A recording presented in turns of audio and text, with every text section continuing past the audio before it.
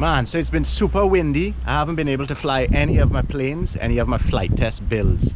I have a few builds there. I have a Goblin FT22 and I have a Flight Test Super B. Flight Test Super B is my favorite. In the meantime, I managed to build this hovercraft. This was a design that I got from Flight Test. It was Flight Test Peter Sripol design. And it's basically foam board and a rain jacket skirt. It's a quad stack.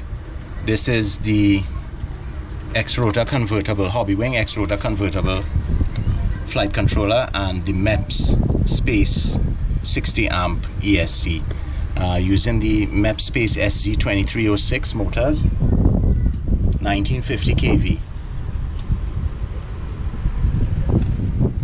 You have one servo that turns both your rudders. I have a Walksnail VTX that clips onto the front or onto the top, whatever field of view or point of view that you would like.